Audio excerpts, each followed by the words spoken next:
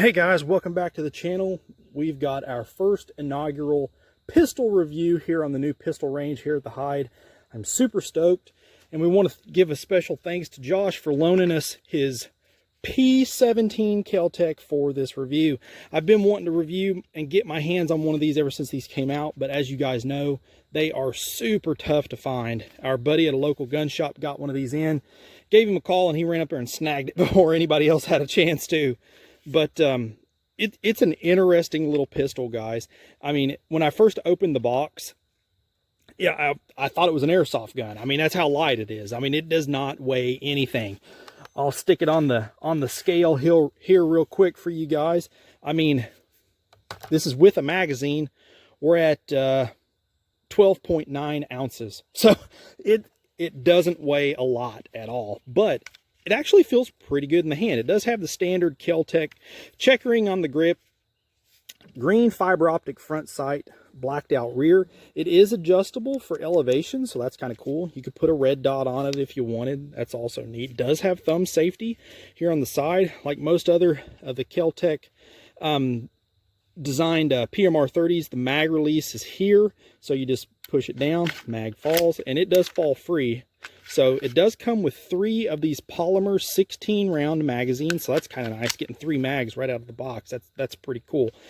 Takedown on this is extremely simple. Take and pull back on your 2 tabs here. Pull your slide back and over these rails, and it comes off. Now I've got the threaded adapter, so the slide is not going to completely come off. However, if it were not on there, it would slide off and you could get to your internals and clean.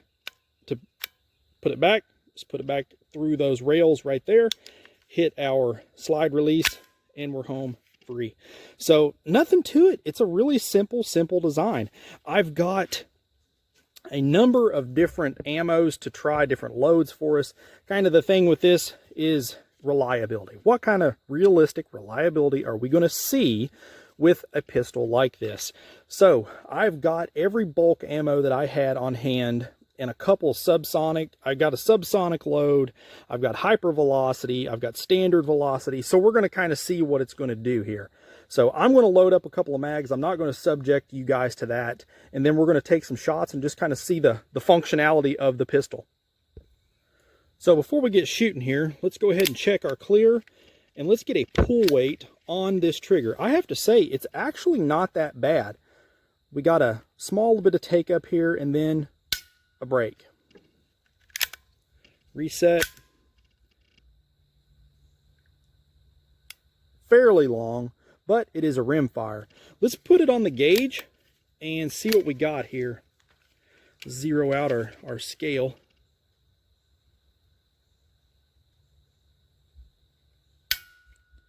So that one's right at 3 pounds. That's actually pretty good. That's not bad for a basic rimfire pistol.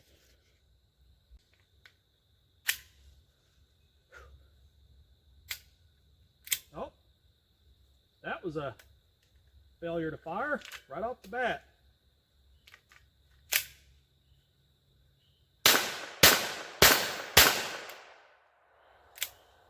And that could be ammo related, guys. Not necessarily the fault of the pistol, as the round did not go off. So, and again, this is just cheap bulk.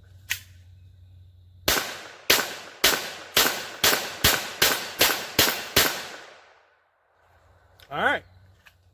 So next up is the Winchester M22.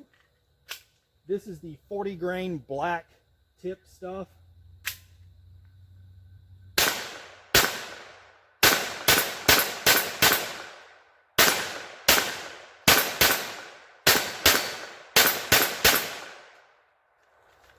Ran that stuff pretty good.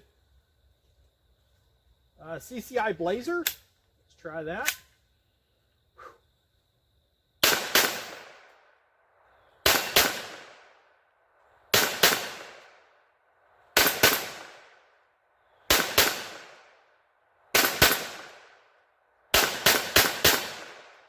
Ran that like a champ. All right, I'm gonna go ahead and pause the video. I'm gonna load up the next 3 loads and then we'll shoot those.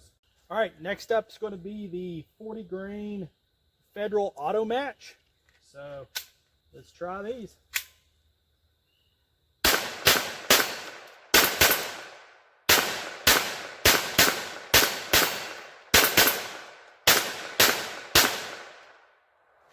Ran those just fine. Next up, Winchester Expert High Velocity. This is 36 grain as well.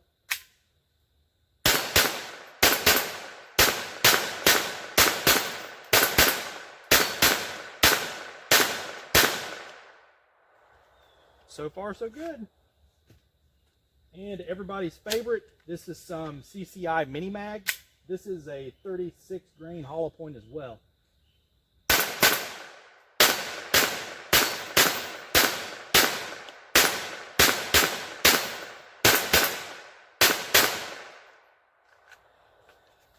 Ate them up.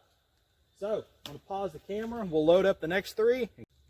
All right, so first up is going to be that Aguila Subsonic. This is a 40 grain solid point.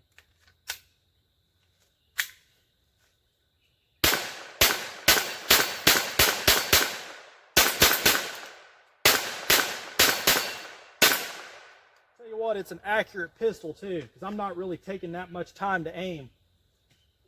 Next up, Remington Thunderbolt.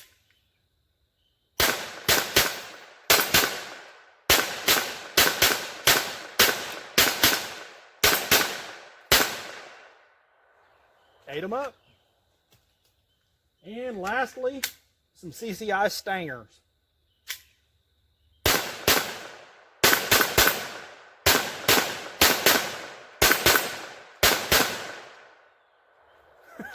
Ate them up.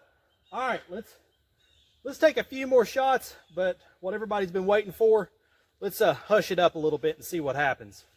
All right, first up, 40 grain CCI standard velocity. Let's see what kind of reliability we get suppressed.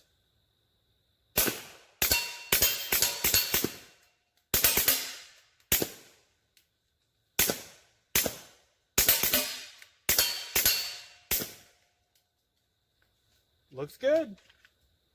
All right, let's try a magazine of that Aguila Subsonic.